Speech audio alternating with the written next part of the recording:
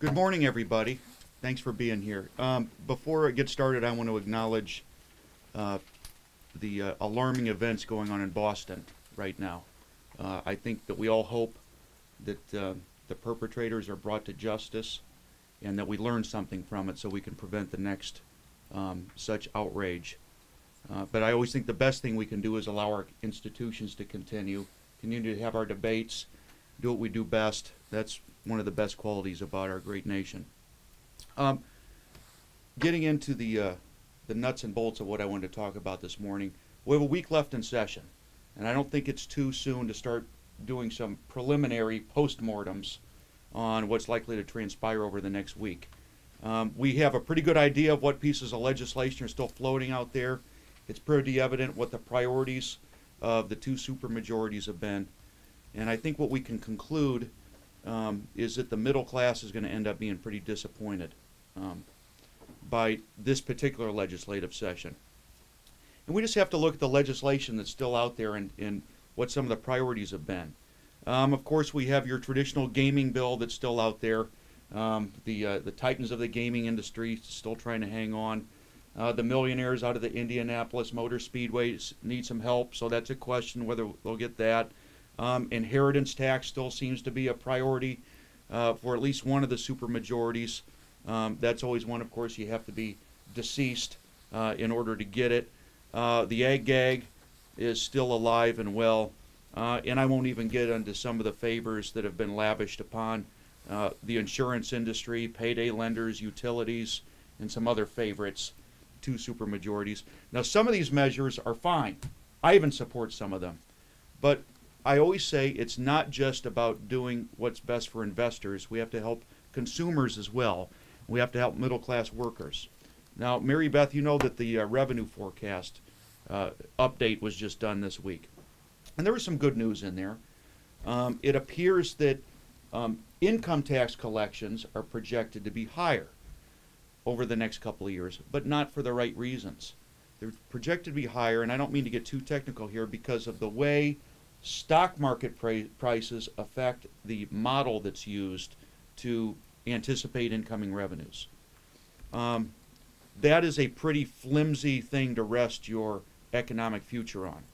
The other thing, and this is sort of the, I think the dark lining of the revenue forecast, is that sales tax collections are projected to decrease. That, I think, is the cautionary tale in the revenue forecast, because even the models under these better economic scenarios show that people are not going to be spending as much, and consumer confidence will not be there, and that is what drives economic development. It's middle class spending and consumption, and that's not what we're getting right here in this session. Now, there's questions about whether the Pence tax cut, which is not my preferred way of helping the middle class, but is a way to help the middle class. Still questions about whether the governor is going to get anything of what he wants.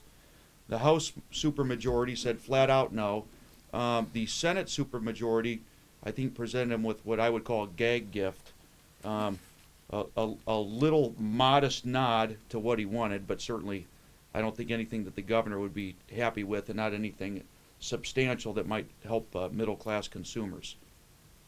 And we cannot forget, and he's not here today, so thanks for being here instead, but Jim Shella hates it when I start talking about the Affordable Care Act. This is not the easiest thing probably to turn into a news report, but that is the biggest jobs bill of a generation that the supermajorities have punted on. It's 30,000 private sector jobs, and they're choosing to do nothing. And we don't know if the governor's preferred way is going to work. And October 1st, I think what's going to happen is uninsured people around the nation are going to start signing up for health care coverage, enrolling in their plans, and constituents here in Indiana are going to start calling lawmakers, asking what they're supposed to do, and there's not going to be any answers. We need to have a plan B. Right now, about the only thing we've been doing on the jobs front, which is again about helping the middle class. As we've said, you can sell slaughtered rabbits on a roadside without regulation, and you can be an artesian moonshiner. Those aren't jobs bills. Those are fun things to do while you're avoiding the real issues. We've got to get better. It's not too late to do something of substance for the middle class, but let's be honest, the blip on the heart monitor is getting slower and slower and slower. And I hope the middle class isn't going to leave here disappointed.